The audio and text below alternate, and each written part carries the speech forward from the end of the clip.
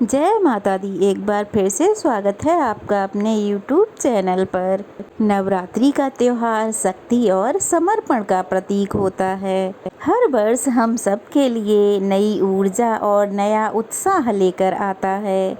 इन 9 दिनों में भक्त देवी दुर्गा माँ की आराधना के लिए उपवास रखते हैं। तो उपवास करने के लिए और माँ दुर्गा की पूजा आराधना के लिए सही सामग्री का होना बहुत आवश्यक है, क्योंकि पूजा करते समय पूजा की सभी सामग्री का होना बहुत महत्वपूर्ण है। कई बार हमें लगता है कि हमसे कोई सामग्री छूट गई है या हम कुछ भूल गए हैं, तो ऐसा ना हो इसलिए आज के वीडियो में हम नवरात्रि पूजा की सभी सामग्री के बारे में जानेंगे। इससे आप अपनी पूजा को सफल बना सकते हैं। नवरात्रि की पूजा में क्या क्या सामग्री अति आवश्यक होती है, तो इसके साथ ही आप जानेंगे इन सामग्रियों का महत्व क्या होता है और ये सामग्री कैसे आपकी पूजा को और भी विशेष फलदायी बना सकती हैं। तो चलिए वीडियो शुरू करते हैं और जानते हैं माँ दुर्गा की पूजा की सभी सामग्री के बारे में। उससे पहले अगर आप नए हैं तो प्लीज़ चैनल को सब्सक्राइब कर लीजिए और वीडियो को लाइक कर दीजिए। तो सबसे पहले पूजा करने के लिए आपको चाहिए एक चौकी और चौकी के ऊपर बिछाने के लिए लाल या पीले रंग का साफ सुथरा वस्त्र, माँ दुर्गा की प्रतिमा या फिर तस्वीर।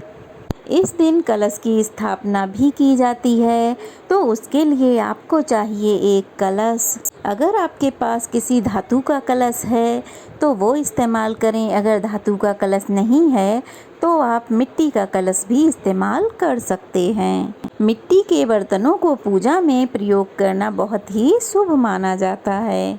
कलश में क्या क्या डालना है, तो कलश में आपको अक्षत, एक सिक्का, हल्दी की गांठ, सुपारी और लौंग का जोड़ा। कलश के ऊपर स्थापित करने के लिए आपको जटा वाला और पानी वाला एक नारियल चाहिए। उसके ऊपर लपेटने के लिए आपको चाहिए एक लाल चुनरी और कलावा। मंदिर में रखने के लिए कुछ दक्षिणा चाहिए और अगर आप 9 दिनों तक अखंड ज्योत जलाना चाहते हैं तो उसके लिए आपको एक बड़ा दीपक चाहिए। तो अगर दिए की बात करें तो मिट्टी का दिया जलाना बहुत ही शुभ रहता है। उसको ऊपर से ढकने के लिए आजकल मार्केट में बहुत सारी जालियाँ, बहुत सारी चीज़ें मिल जाती हैं जिससे कि उसमें हवा ना लगे।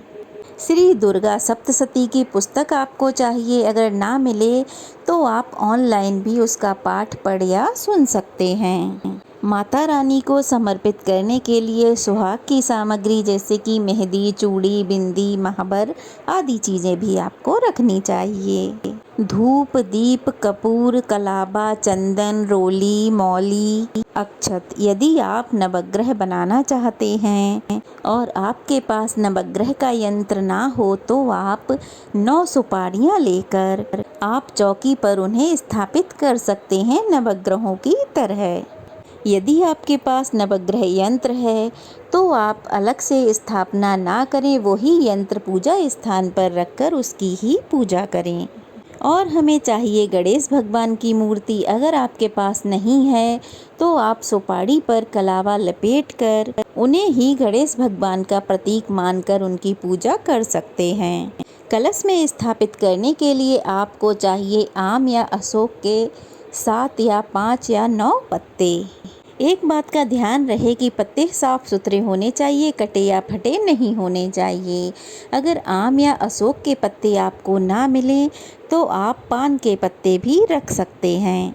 माता रानी को भोग में अर्पित करने के लिए आपको हर दिन पान, सुपारी, लौंग, इलायची और बतासे ये तो चाहिए ही। इसके अलावा आप मौसमी फलों का, मिठाइयों का भोग लगा सकते हैं। इसके अलावा भी आप माँ दुर्गा के जो विशेष भोग हैं हर दिन उन्हें अर्पित करने के लिए उसकी व्यवस्था भी आपको पहले ही कर लेनी चाहिए। मंदिर को सुंदर सा सजाने के लिए आप बहुत सी सामग्री का प्रयोग कर सकते हैं। अपनी चौकी को अच्छे से सजाएं। अबीर गुलाल से एक सुंदर सी रंगोली बना सकते हैं। आप फूलों से मंदिर को सजा सकते हैं, चौकी को सजा सकते हैं। कोशिश करें आर्टिफिशियल चीज़ों का इस्तेमाल कम से कम करें। कलश स्थापना के अलावा बहुत से लोग ज्वारे बोते हैं। तो ज्वारे बोने के लिए आप मिट्टी का एक चौड़ा सा बर्तन ले सकते हैं। अगर वो आपके पास नहीं है तो आप घर की ही किसी परात में मिट्टी और रेत मिलाकर उसमें ज्वारे बो सकते हैं। अगर आप कलश की स्थापना कर रहे हैं तो आपको 2 लाल चुन्नियों की आवश्यकता होगी, क्योंकि एक माता रानी को ओढ़ाने के लिए और एक कलश यानी कि नारियल पे लपेटने के लिए।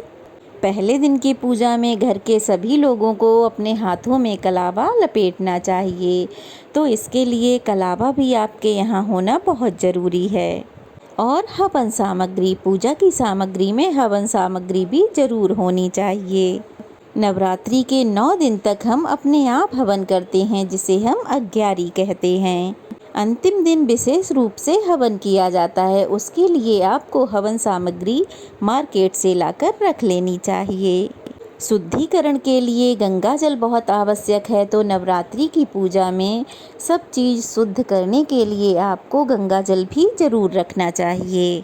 इन सब सामग्री के अलावा आपको चाहिए घंटी और शंख, क्योंकि हम किसी की भी पूजा करते हैं, माता रानी की, भगवान की, किसी भी देवी आराध्य की, तो घंटी और शंख बजाना बहुत ही शुभ माना जाता है। तो इनका प्रयोग आपको अवश्य करना चाहिए। अगर आप रोज़ अग्यारी करते हैं, अग्यारी तो रोज़ ही करनी चाहिए, तो उसके लिए आपको चाहिए गाय के गोबर का उपला, गूगल और हवन सामग्री। अब जानते हैं इन पूजन सामग्री का शुभ और विशेष महत्व क्या होता है। किस तरह से ये पूजन सामग्री हमारे जीवन को शुभता प्रदान करती हैं।